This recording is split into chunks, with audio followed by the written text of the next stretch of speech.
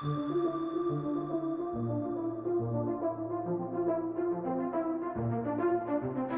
Thursday, I'm Kim Klacik, and you might not have heard, but I am now officially the GOP nominee in Maryland's 2nd Congressional District.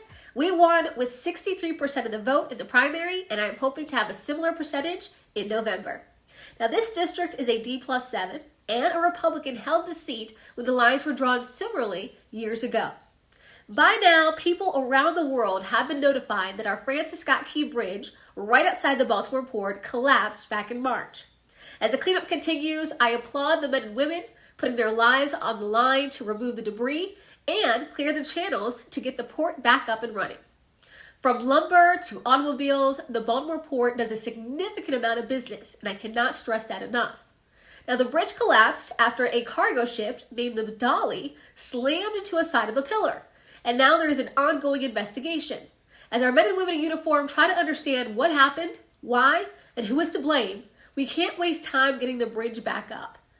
Now, many have rightfully suggested the cargo ship should cover the expense. That's what insurance is for, and I agree.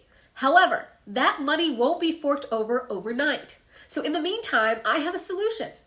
Instead of writing another check from the bankrupt U.S. Treasury, officials should redirect funds from the bipartisan infrastructure bill Joe Biden talks about often. There is money still left in the pot. Look, we can also borrow from other states that have allocated funds from the bipartisan bill in their accounts that they're not currently using. Of course, there should be a contractual agreement between states outlining the plan to pay those funds back once the cargo company, I hope, is held liable.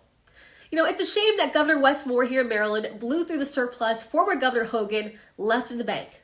But unfortunately, we know Democrats never planned their budgets with the idea in mind that a crisis can occur at any time. I would also like to see quotes from more than one contractor. We are told the rebuild will cost about $1 billion. Yep, with a B. Yet the bridge, when originally built, only cost roughly $316 million. Perhaps this is another example as to why we need to get control of inflation. Nevertheless, let's see other quotes. The last thing we want is a slush fund, money laundering, or more waste of taxpayer dollars. My heart condolences go out to the families impacted by the collapse. 6 people unfortunately lost their lives, and many have lost their livelihood. Let me know what you think of my solution in the comment section. If you have a solution, please comment below as well. Because guess what? This is your money that's at play here. You deserve a voice, not government officials telling you what they will do. They are representatives, not dictators. I'm Kim Klacik. Please consider donating to our campaign at kimkforcongress.com.